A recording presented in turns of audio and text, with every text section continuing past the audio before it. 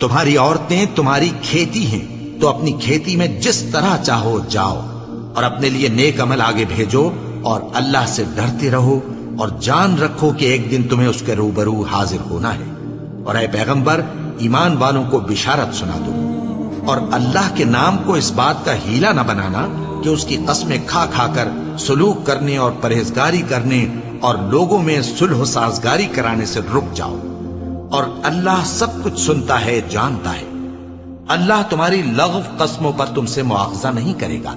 لیکن جو قسمیں تم قصد دلی سے کھاؤ گے ان پر مواخذہ کرے گا، اور اللہ بخشنے والا ہے، بردبار ہے۔ جو لوگ اپنی عورتوں کے پاس جانے کی قسم کھا لیں ان کو 4 مہینے تک انتظار کرنا چاہیے۔ اگر اس عرصے میں قسم سے رجوع کر لیں تو اللہ بخشنے والا ہے، مہربان ہے،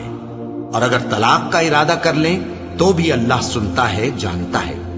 اور طلاق والی عورتیں 3 حیض تک اپنے تئیں روکے رہیں، اور اگر وہ اللہ اور روز قیامت پر ایمان رکھتی ہیں تو ان کو جائز نہیں کہ اللہ نے جو کچھ ان کے شکم میں پیدا کیا ہے اس کو چھپائیں،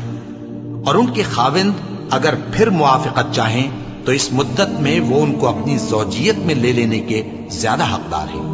اور عورتوں کا حق مردوں پر ویسا ہی ہے جیسے دستور کے مطابق مردوں کا حق عورتوں پر ہے، البتہ مردوں کو عورتوں پر 1 درجہ فضیلت ہے، اور اللہ غالب ہے، صاحب حکمت ہے۔ طلاق صرف 2 بار ہے، یعنی جب 2 دفعہ طلاق دے دی جائے تو پھر عورتوں کو یا تو بطریق شائستہ نکاح میں رہنے دینا ہے یا بھلائی کے ساتھ چھوڑ دینا، اور یہ جائز نہیں کہ جو مہر تم ان کو دے چکے ہو اس میں سے کچھ واپس لے لو۔ ہاں، اگر زن و شوہر کو خوف ہو کہ وہ اللہ کی حدوں کو قائم نہیں رکھ سکیں گے تو اگر عورت خاوند کے ہاتھ سے رہائی پانے کے بدلے میں کچھ دے ڈالے تو دونوں پر کچھ گناہ نہیں۔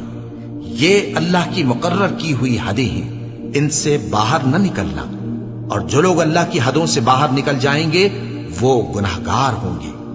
پھر اگر شوہر 2 طلاقوں کے بعد تیسری طلاق عورت کو دے دے